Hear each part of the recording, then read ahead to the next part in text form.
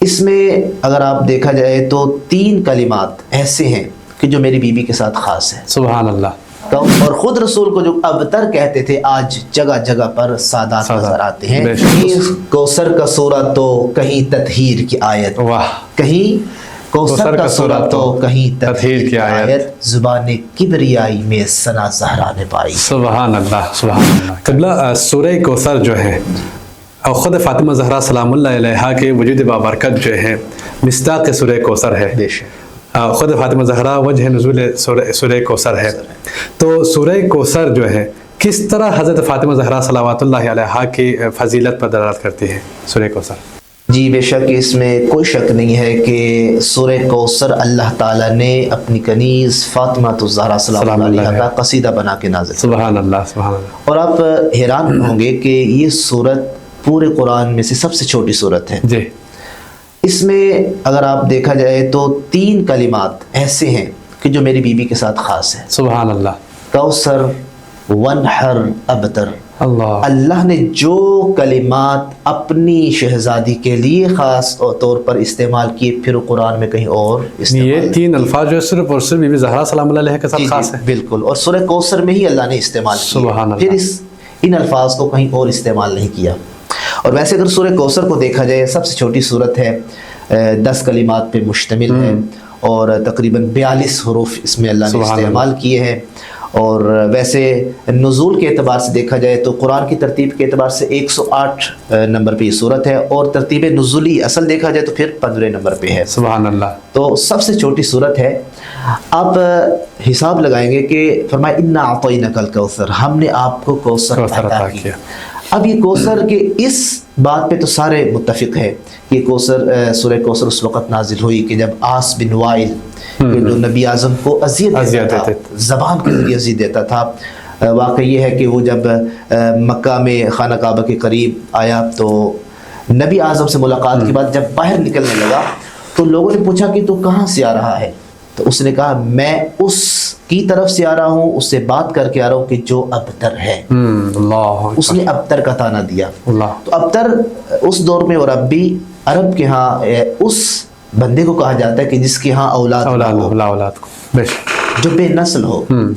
اب جناب محمد مصطفیٰ صلی اللہ علیہ وسلم کے جو 2 بیٹوں کا انتقال ہوتا ہے, جناب قاسم کا اور عبداللہ کا, تو اس کے بعد اب لوگ کہنا شروع ہو گیا اب اس کی اولاد نہیں ہے, اولاد کیسے بڑھے گی, اس نے اتنی بڑی تحریک کو چلایا, اولاد کیسے بڑھے گی. اب ابتر کا تانا دینا شروع ہو گیا. اب اللہ تعالی نے سورہ کوثر کو نازل کیا, کہا انا اعطیناک الکوثر, اے میرے پیارے حبیب ہم نے آپ کو کوثر عطا کی, خیر کثیر عطا کی, فاطمہ عطا کی. سبحان اللہ. اچھا اگر آپ آخری آیت کو دیکھیں ان شانئک هو الابتر, کہ آپ کا دشمن ہی ابتر ہے, تو اگر یعنی آخری آیت کو دیکھتے ہو پہلی آیت سے مراد ٹھیک ہے اقوال ہے, خیر کثیر, نہر ہے جنت کی اور فلاں فلاں ہے, اگر وہی مراد لیں اور بی بی کا وجود بابرکت مراد نہ لیں تو پھر آخری آیت کا کوئی معنی نہیں بنتا. آپ کا دشمن ابتر ہے, تو کس طرح آپ کہیں گے آپ کا دشمن ابتر ہے؟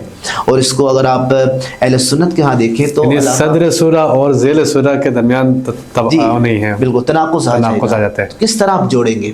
فخر الدین رازی نے تفسیر کبیر میں بھی لکھا کہ اس سے مراد جناب سیدہ ہیں اور آپ کی اولاد بابرکت ہے.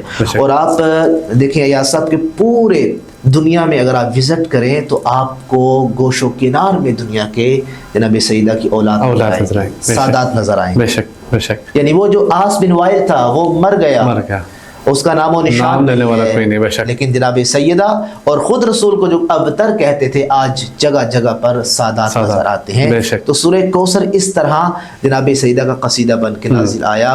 اور پھر میں ایک جملہ یہاں بھی کہہ کے میں آگے پڑھوں گا, فرمائے انا اعطیناک الکوثر, ہم نے آپ کو کوثر عطا کی. اب یہاں بھی خطبہ عرفاء اس پہ باقاعدہ طور پہ لکھتے ہیں کہ کہا ہم نے آپ کو عطا کی ہے. سبحان فاطمہ عطائے پروردگار ہے. واہ واہ. لہذا عطائے پروردگار ہے. فصلی لربک وانحر, وہ خدا جو کہتا تھا کہ میرے حبیب نمازیں کم پڑھا کرو, لیکن اب اتنی بڑی عطا ہے, اب خود کہا پھر اس نعمت کا شکرانہ یہ نماز پڑھو، ونحر اور پھر چھوٹی قربانی نہیں کرنی، ونحر بڑی قربانی کرنی۔ سبحان اللہ۔ اس طرح اللہ تعالیٰ نے اپنی کنیز کو پروٹوکول دیا اور فضائل بڑھائے، اور اس وجہ سے میں اکثر کہا کرتا ہوں کبھی کہیں کوثر کا سورہ تو کہیں تطہیر کی آیت، کہیں کوثر کا سورہ تو کہیں تطہیر کی آیت، زبان کبریائی میں ثنا زہرا نے پائی۔ سبحان اللہ۔